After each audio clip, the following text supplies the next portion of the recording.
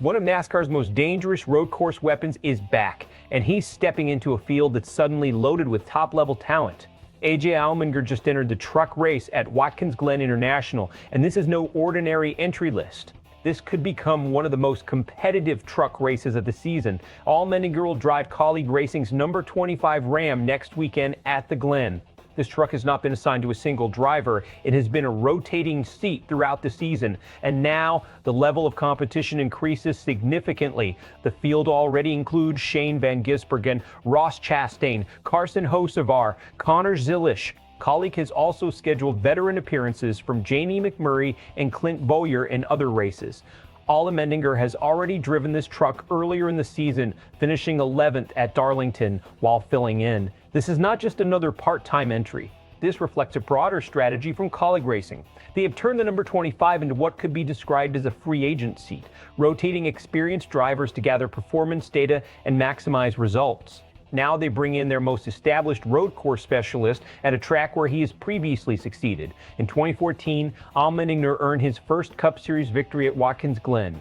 The track is not just familiar, it has proven to be one of his strongest venues.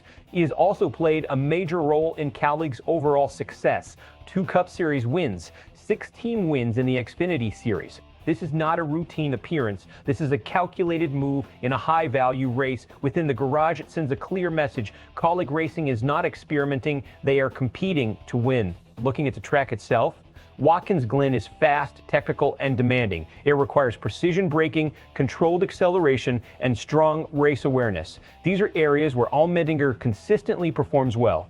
With the addition of Shane van Gisbergen, another highly skilled road course driver, the race becomes more than a typical truck event. It becomes a multi-discipline competition. From a strategic perspective, Kaulig is doing 2 things.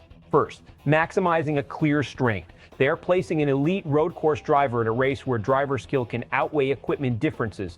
Second, evaluating depth. By rotating drivers, they collect feedback from multiple experience perspectives. That has long-term value for the organization. However, there are risks. A rotating driver model can lack consistency.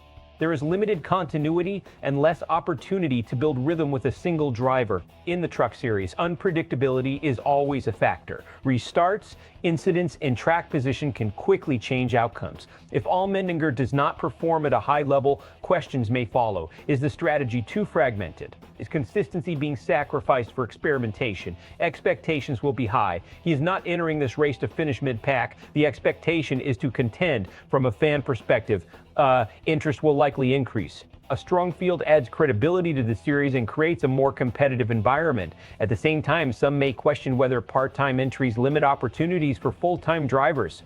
Others will view it as a necessary challenge, raising the competitive standard. From a media standpoint, the central question becomes clear. Can anyone outperform the road course specialists? Because when drivers with this level of experience enter the field, expectations adjust immediately. Looking ahead, there are 2 realistic scenarios. Best case, Allmendinger performs at a high level, executes cleanly, and positions himself as the driver to beat. That outcome would reinforce Kaulig's strategy. Worst case, he becomes involved in on-track incidents, strategy does not align, or small errors impact the result. In that situation, the rotating driver approach may face increased scrutiny. So the question remains, does AJ Allmendinger take control at Watkins Glen, or does this competitive field create a more difficult outcome? You can share your perspective in the comments. And for continued race analysis and updates, consider subscribing to SportsWire USA.